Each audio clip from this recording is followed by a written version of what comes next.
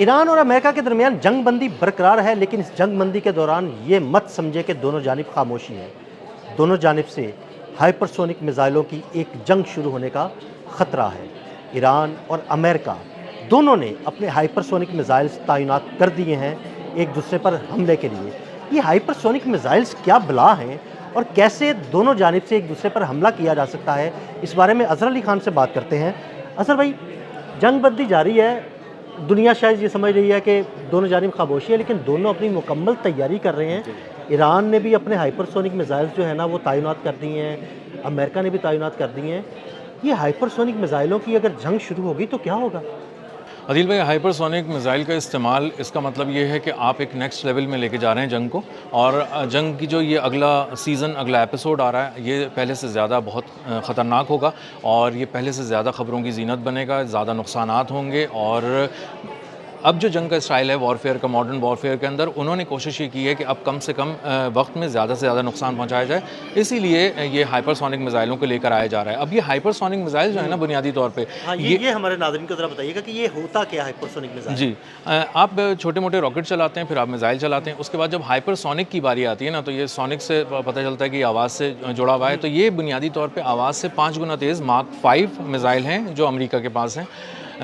$15 million का एक है। एक $15 जी, मिलियन का? $15 मिलियन का एक मिसाइल है, यानी अरबों रुपए का मिसाइल है। बहुत सोच समझ के चलाया जाता है, जहाँ पे भी वार करना हो, प्रिसिजन के साथ वार करना हो, यानी बिल्कुल ही एक्यूरेसी के साथ वार करना हो, बड़े पैमाने पर तबाही फैलानी हो, तब आप निकालते हैं अपने आर्सेनल से वो एक हाइपरसोनिक मिसाइल। और इसकी एक खेप पूरी मंगवाई है अमेरिका ने। सेंटकॉम ने इसकी एक खेप को ऑर्डर किया है। खेप को ऑर्डर करने का मतलब ये है कि वो 1 से ज़्यादा, 5 से ज़्यादा, 10 से ज़्यादा चलाने के मूड में है। और इसका मतलब ये है कि वो बड़े पैमाने पर तबाही फैलाना चाहते हैं। और इसका मतलब ये है कि वो मुख्तलिफ मकामात पे एक साथ भी हमला कर सकते हैं और बड़े पैमाने पर तबाही मचाना चाहते हैं। अब इससे होगा ये कि ईरान के कुछ अहदाफ हैं जो ईरान को ज़ाहिर है शायद नहीं मालूम होंगे, या मालूम होंगे तो उसने तैयारी की होगी। अमेरिका को बहरहाल मालूम है, उसने सोचे में, यानी अमेरिका ने अपनी फ़हरिस्त तरतीब दे दी है। और अब अमेरिका जो है उन जगहों पे ये समझता है कि हमें हाइपरसोनिक ही चलाने, तो तेज़ आता है, वो बहुत तेज़ आता है, यानी फुटेज के अंदर इतना तेज़ आ रहा होता है तो आप खुली आंख से अगर कोई देखेगा तो उसको अंदाज़ा होगा कि क्या है। यानी वो आसमान पर होता है और उसके बाद ज़मीन पर होता है। ये दरमियान का जो फासला है ना, उसको एक बस हल्की सी एक शुआ गुजर रही है और वो देख रही है। तो आवाज़ से 5 गुना तेज़ है। मार्क 5 मिसाइल है जो अमेरिका का है, वो उन्होंने मंगवा लिया है और अब वो इसको इस्तेमाल करने जा रहे हैं अगले फ़ेज़ के अंदर। और अगला फ़ेज़ जो है ना, वो जिस तरह से इस सीज़ फायर के दौरान प्लान किया जा रहा है, तो उसमें उसको इंश्योर कर रहे हैं कुछ इस तरह की स्ट्रैटेजी बने जिसमें वारकारी हो और ज़्यादा टाइम ना लगे, ताकि दुनिया ये ना कहे कि अरे ये सीज़ फायर की खिलाफ वर्जी हो गई, अरे इसको कुछ देखो ये क्या शुरू हो गया। तो जो करना है जल्दी जल्दी करो, 15-20 मिनट के अंदर, जैसे हम कह रहे होते हैं आम ज़बान में, इसको जल्दी जल्दी निपटाओ और वो करो। तो दूसरी तरफ ईरान की भी बड़ी तैयारी है, क्योंकि ईरान को अंदाज़ा है कि आप क्या इस्तेमाल करने जा रहे हैं, क्योंकि वो थॉड और पैट्रियट्स और इन सब चीज़ों को ना झेल चुके हैं, तबाह भी कर चुके हैं, झेल भी चुके हैं, तो उन्हें अंदाज़ा है। और जो GBU-57 बंकर बस्टर बम उन्होंने यूज़ कर लिया था उनके खिलाफ ईरान के, तो ईरान ने तो उनके एटमी हथियार से पहले के सारे हथियार देख ही लिए हैं। तो अब अंदाज़ा हो रहा है कि आप दोबारा आ रहे हैं और ज़्यादा गुर्रा कर आ रहे हैं, ज़्यादा प्लानिंग से आ रहे हैं, शातिर अंदाज में आ रहे हैं, तो आप कहाँ कहाँ चोट पहुँचा सकते हैं। तो ईरान ने भी अपनी एक बहुत ही कॉम्प्रिहेंसिव स्ट्रैटेजी बनाई है और उन्होंने सीज़ फायर का बहुत फ़ायदा उठाया ईरान ने, क्योंकि उनको पता है कि इस सीज़ फायर में टाइम बाय करके अमेरिका अपने आप को रीअसेंबल करेगा और उसके बाद एक नए अंदाज से उन पे हमलावर होगा। बिल्कुल। अच्छा, पिछले दिनों मैंने और आमिर रज़ा ने एक वीलॉग किया था कि कुछ तैयारे जो है ना, वो कार्गो तैयारे, वो अमेरिका से उड़े और मशरिक़ वस्ता आए। तो क्या ये हाइपरसोनिक मिसाइल जो हैं वो अमेरिका से मशरिक़ वस्ता पहुंचा दिए गए हैं? उन तैयारों के बारे में कहा जा रहा है कि वो 2-4 अगर मूव करते हैं ना, तो ये एक बड़ी बात होती है कि कुछ पहुंचाया जा रहा है, लेकिन वो तो 15-16 के करीब जी थे, 15-16-17 थे और बाद में 31 की फिगर भी आई है कि वो थे, और वो देखा गया रडार के ऊपर कि इस तरह से तैयार आ रहे हैं। इसका मतलब ये है कि गैर मामूली जंग की तैयारी हो रही है, एक बड़ी जंग की तैयारी हो रही है। हो सकता है उसका दौरानिया छोटा हो और हम बहुत सारे शॉट्स एक ही लम्हे में लगते देखें, लेकिन वो बड़े पैमाने पर तबाही फैलाने का सोचा जा रहा है। अब लाजमी तौर पर आपको इन्हीं ट्रांसपोर्ट तैयारों के अंदर ही पैट्रियट्स ला सकते हैं, क्योंकि आपके पास उसके अलावा तो आपके पास बहरी रास्ता है, वो बहुत वक्त लगता है। वैसे भी बंद है इस तरफ से, तो बंद है और अगर हम कहें सब कुछ भी खुला है तो भी बहुत टाइम लगता है, और अब टाइम नहीं है। किसी भी वक्त ईरान की तरफ से कोई जवाब आ सकता है, कोई रद्द-ए-अमल का इज़हार किया जा सकता है, जो उनका ऑयल रोका गया है और उनका गला घोंटने की कोशिश हो रही है। तो इस वक्त हालात बहुत ख़राब है। समंदरों में भी ख़राब हैं, फ़िज़ाओं में भी ख़राब हैं, ज़मीन पर भी ख़राब हैं, किसी लम्हे जंग छिड़ सकती है। और जो ईरान है उसने भी उनके हाइपरसोनिक मिसाइलों के जवाब में अपना एक पूरा निज़ाम तैनात कर दिया और उसको पहले इस्तेमाल भी करके देख चुके हैं। बिल्कुल, सबसे इम्पोर्टेंट बात। यही पूछना चाह रहा था कि अगर एक जानिब वो हाइपरसोनिक मिसाइलों को तैनात करने की कोशिश कर रहे हैं या तैनात कर दिए गए हैं, तो ईरान के पास भी कोई हाइपरसोनिक मिसाइल मौजूद हैं, और अगर मौजूद है तो वो भी अपने मिसाइल तैनात कर चुका है। जी, मिसाइल का प्रोग्राम बहुत ज़बरदस्त है ईरान का, उसमें हाइपरसोनिक मिसाइल्स भी हैं।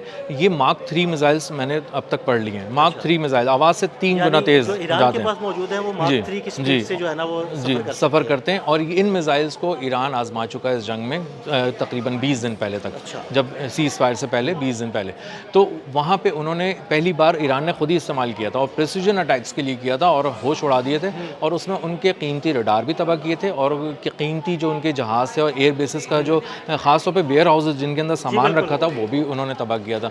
तो ईरान तो आजमा भी चुका है, इसलिए ईरान को एक दर्जे आप कह सकते हैं कि वो ज़्यादा बेहतर अंदाज में खड़ा हुआ है।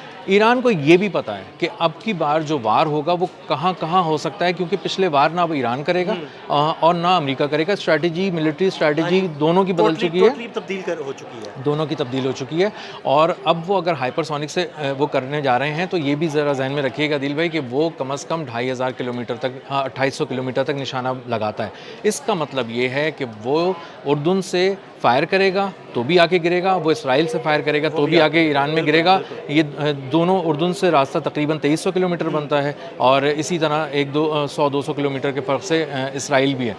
तो वो अब जो भी वार करेंगे दो तरफ से भी कर सकते हैं और इसीलिए इस तरफ यहाँ पे मिलिट्री बिल्डअप किया जा रहा है अमेरिका की जानिब से। अच्छा अज़र भाई, अमेरिका की जानिब से ये तैयारी की जा रही है, ईरान भी ये तैयारी कर रहा है, हाइपरसोनिक मिसाइलों की एक जंग शुरू होने वाली है। इसी दौरान रशिया की तरफ से भी एक बड़ा सख्त बयान आया है। रशिया कह रहा है कि ये अगर ये जंग दोबारा शुरू हुई तो ये पूरे खित्ते को अपनी लपेट में ले लेगी। क्या रशिया मुकम्मल तौर पर ईरान के साथ आकर खड़ा हो गया है? रशिया ने बहुत ही दो टोक और वाज़े अल्फाज में कह दिया है कि हम ईरान के साथ खड़े हैं। स्ट्रेटेजिक कोऑपरेशन की भी बात हुई है जो पहले इस तरह से नहीं हुई थी और वहाँ पे जाके मिलना ये गैर मामूली है कि व्लादिमीर पुतिन से हेड ऑफ़ द स्टेट ना मिले, कोई वज़ीर ख़ारजा मिले, ये एक गैर मामूली है। और उन्होंने रिसीव किया और ये पैगाम दिया दुनिया को कि हम ईरान के साथ खड़े हैं, ईरान का वज़ीर ख़ारजा आएगा तो हमारा सदर उनसे मिलेगा। ये अच्छा देखिए, वैसे बड़ी हैरानकुन बात है कि एक मुल्क का वज़ीर ख़ारजा है और एक मुल्क का हेड ऑफ़ स्टेट है और वो सुपर पावर है, लेकिन वो उसको जो है ना रिसीव कर रहा है या उससे मिल रहा है। जी, अगर आप कुछ भी ना कहें ना इस पे और सिर्फ यही एक तस्वीर दिखा दें पूरी दुनिया का, तो पूरी दुनिया समझने के लिए काफ़ी है कि एक वज़ीर ख़ारजा एक मुल्क का और दूसरा एक सुपर पावर का सदर जो किसी हेड ऑफ़ द स्टेट से कम किसी से नहीं मिलता, सरबराह मुमलिकत से, उसके पास एक वज़ीर ख़ारजा चल के आया है तो वो उसके साथ बात भी कर रहा है और ये भी बता रहा है कि हम ईरान के साथ खड़े हैं। और आने वाले दिनों में वो कह रहे हैं कि ये जो मज़ीद कोऑपरेशन है जो खामोशी से रूस ने किया है, कभी उसको नहीं माना कि हमने अपने रडार्स दिए, हमने वो कोऑर्डिनेट्स दिए। कहा है ये जाता है अब मॉडर्न वॉरफेयर के अंदर कि अगर आपके पास गोली चलाने के लिए नहीं है तो ये कोई बहुत बड़ी बात नहीं है, लेकिन अगर आपके पास कोऑर्डिनेट्स नहीं है तो फिर बहुत बड़ी प्रॉब्लम है। तो ईरान ने जो अमेरिका को 40 दिन के अंदर घुटनों पे गिरा दिया है वो कोऑर्डिनेट्स और प्रिसिजन की जो वार भी था और इंग्लिश में वॉर भी था, तो ये सारी वॉर के अंदर उन्होंने खेला है। और अब अगर वो अपनी थोड़ी सी भी मदद को एक्सटेंड कर देता है रशिया जिस तरह पहले कर रहा था तो ये गजब ढा देंगे। तो ये हमने तो ये भी सुना कि रशियन सैटेलाइट्स ने बड़ी मदद की है ईरान की। रशियन सैटेलाइट्स ने मदद की है। चाइनीज़ सैटेलाइट्स के बारे में आ रहा है जो उनका बेदू पूरा निज़ाम था उसने समंदरों में किया और रशियन सैटेलाइट्स ने ज़मीन पर तबाही मचाई। उन्होंने बताया एग्जैक्ट कोऑर्डिनेट्स बताया कि प्रिंस सुल्तान एयरबेस पे एक तैयारा खड़ा हुआ है जो कि अवॉक्स है, E3 सेंट्री तैयारा है, $700 मिलियन का तैयारा है, जाओ तबाह कर दो। ये लो उसके कोऑर्डिनेट्स और कोऑर्डिनेट्स दे रहे हैं और वो मार रहे हैं और वो अब अपनी वीडियोज़ के अंदर भी दे रहे हैं ईरान वाले कि ये देखो देमूना का न्यूक्लियर प्लांट लगा हुआ है और एटमी प्लांट और उसके कोऑर्डिनेट्स नीचे लिखे हुए हैं वीडियो के अंदर। तो अगर वो थोड़ी बहुत भी कोई मीम्स वगैरह भी शेयर हो रही हैं तो उसमें भी कोऑर्डिनेट्स लिखे हुए हैं। इस हद तक तैयारी है ईरान की और इसीलिए अमेरिका डरता है और इसीलिए वो 8 साल जो इराक़ में अपना वक्त ज़ाया किया है अमेरिका ने, वो इस तरह से 40 दिन में ऐसी घुटनों पे नहीं आ गया ईरान की तरफ। बिल्कुल ऐसा। बहुत शुक्रिया अज़हर भाई ने इस सारे मामले पर बड़ी तफसील के साथ रोशनी डाली। अदील अहमद और अज़हर अली ख़ान को इजाज़त दीजिएगा। अल्लाह हाफ़िज़।